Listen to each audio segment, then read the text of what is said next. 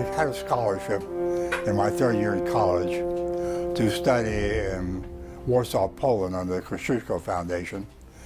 And while there, I had an ability to travel around Europe. So I went to all the capitals, including Berlin. I saw the famous Berlin Olympics of 1936. What impressed me most was the fervor and the zeal and fanaticism with which the stormtroopers were marching around that stadium. I became convinced right there that there was a war coming, that I would finish up my college. I did West Point from 1937 to 1941 so that I could get a regular commission instead of a reserve commission in the Army.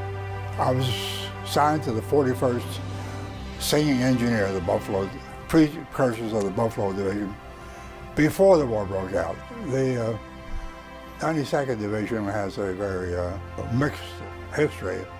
It was formed by soldiers who were at the bottom end of the social spectrum. So we had a lot of difficulty in training and fighting.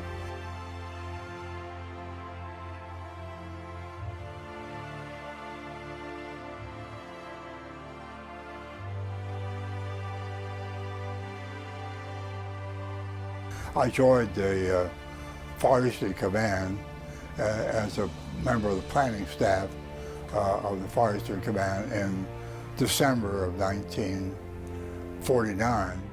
I wrote a report saying that the troops should be consolidated and trained because I felt that there would be might be a war starting in Korea. And sure enough, on June 25th, the North Koreans moved south against the South Koreans. And then I became closely involved with the Korean War.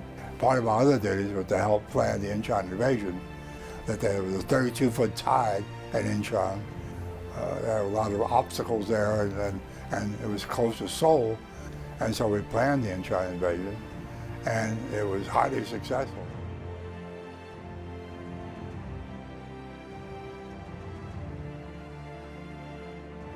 We then got further orders from the Secretary of Defense to go to Vietnam to try to test these helicopters in a combat role. We got around a lot of the opposition in order to test this concept in Vietnam.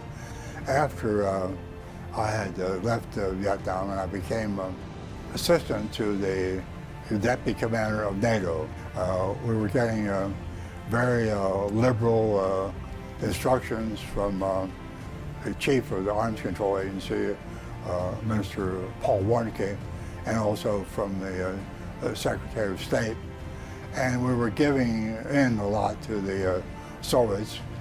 As a matter of fact, a couple of days before Christmas 1980, I got a phone call from Governor Reagan, and he said, I'm thinking of running for president, and I like what you did in defeating this SALT II treaty, so I'd like you to come visit me in January.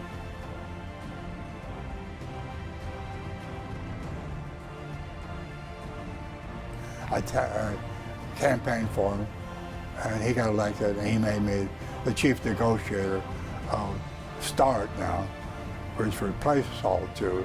START was Strategic Arms Reduction talks. Instead of limiting, we were going to reduce the number of weapons.